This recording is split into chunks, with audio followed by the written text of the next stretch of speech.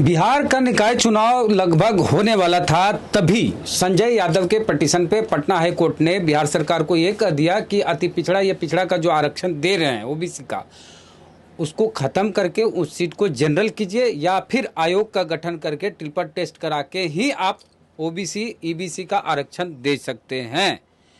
तो एक तरह से अति पिछड़ों का आरक्षण खत्म हो गया था और कोर्ट ने कह दिया था, हाई कोर्ट ने, पटना का हाई कोर्ट ने, कि बिना आरक्षण के चुनाव कराइए और जो अति पिछड़ा का सीट है उसको जनरल कर दीजिए।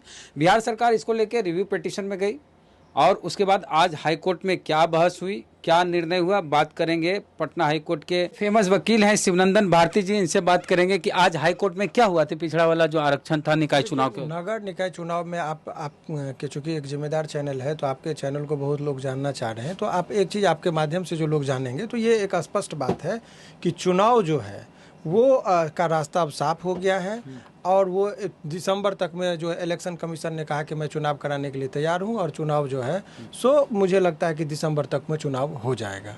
और आज की जो पूरे कोर्ट में पूरा दिन गहमागहमी और फुसफुसाहट और चर्चा रहा, लेकिन शाम 4:30 बजे में पुनः honourable chief justice with coordinate bench बैठे और उन्होंने यही कहा कि इसमें जो हमको जो है सो रिव्यू का मतलब होता है कि रीज और व्यू माने पुनः उसी चीज़ को देखना। ये पिटीशन फाइल किया गया था जिसमें आपको बता दें जानकारी के लिए कि नागरिक पहल एक संस्था है जिसके पटना हाई कोर्ट के सीनियर डेजिग्नेटेड हैं लर्नेड एडवोकेट बसंत चौधरी साहब, उन्होंने भी वो अपनी बात को रखा था।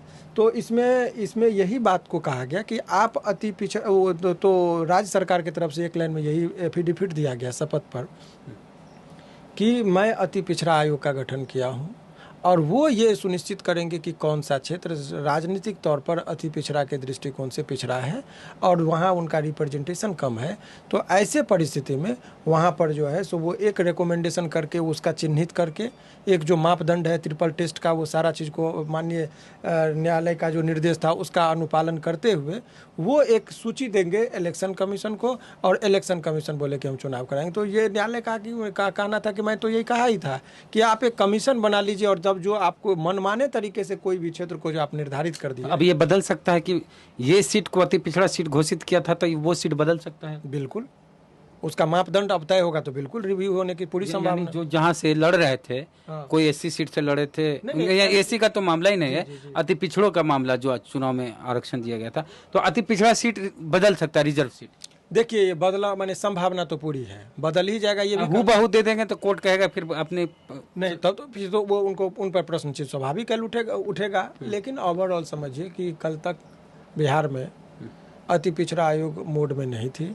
आज कोर्ट में जब बसंत चौधरी साहब ने कहा कि हुजूर यहाँ पर अति पिछड़ा का जो आयोग है वो काम नहीं कर रहा है, तो उधर से आवाज़ आया राज्य सरकार की तरफ से कि नहीं वो गठन हो गया है। तब पता चला कि कल शायद उनकी गठन हुआ है, चेयरमैन भी बनाया गया अति पिछड़ा का।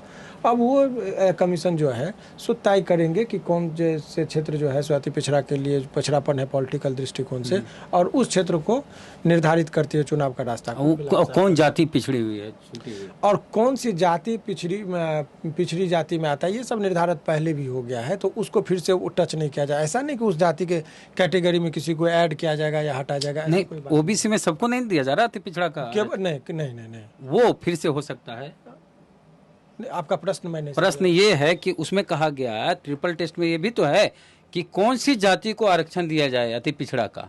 देखिए तो जैसे कि सब ओबीसी को तो दिया नहीं जा रहा है, यादव, कुर्मी, कुशवाहा को तो नहीं दिया जा रहा है, तो वो भी था कि किस आधार पर आप उन जातियों का रिपोर्ट पर निर्भर करता है। इस तरह का माननीय हाई कोर्ट का कोई क्लियर कट निर्देश नहीं है कि आप अति पिछड़ा में कौन से जाति को आप इंक्लूड करते हैं या नहीं करते हैं।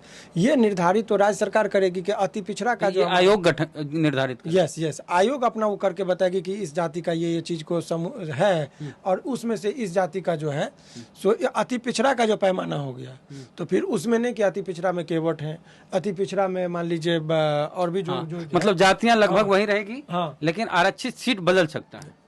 संभावना है कि अगर हूबहू रहेगा तो फिर हाई कोर्ट कहेगा कि भाई वही टिप्पणी तो होगी, इससे राज्य सरकार बचने की पूरी कोशिश करेगी, तो ये बदलाव हो सकता है। तो मुख्य तौर पर यही कहें कि सरकार को कहा गया था कि आयोग बनाइए, ट्रिपल टेस्ट कराइए, उसके बाद आरक्षण दीजिए अति पिछड़ा को निकाय चुनाव में, नहीं तो जो अति पिछड़ों का रिजर्व सीट है उसको जनरल करके चुनाव कराइए। तो इस पर पूरा राजनीति हुई और राजद वाले हो, कांग्रेस वाले हो, भाजपा वाले हो, जदयू वाले हो, पूरा सब में नूरा कश्ती हो रही थी।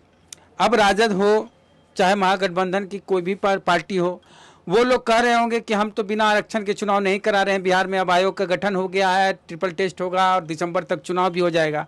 तो जरा झारखंड बगले में आपकी सरकार है, वहाँ भी बिना आरक्षण के निकाय चुनाव हो रहा है, बिना अति पिछड़ा को आरक्षण दिए चुनाव हो रहा है, तो वहाँ भी जरा इस तरह का ट्रिपल टेस्ट करा दीजिए और इसी तरह आयोग का गठन करा दीजिए और वहाँ भी आरक्षण दिला दीजिए अति पिछड़ा को और उसके बाद निकाय चुनाव कराइए, तब मानेंगे कि सामाजिक न्याय की बात करते हैं। तो बगल राज्य झारखंड में आरजेडी की सरकार है, वहाँ जेएमएम के साथ, और वहाँ बिना अति पिछड़ा का आरक्षण के चुनाव की घोषणा भी हो गई, चुनाव होने वाला है, तो वहाँ लड़ाई नहीं लड़ेंगे। हमारा सामाजिक न्याय खाली एक ही जगह है, दूसरे जगह नहीं है।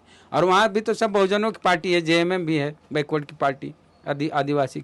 तो बिहार की तरह झारखंड में कब होगा आयोग का गठन हो और ट्रिपल टेस्ट हो, ये सवाल है। तो सामाजिक न्याय इधर है, इधर नहीं, ये सब नहीं चलेगा।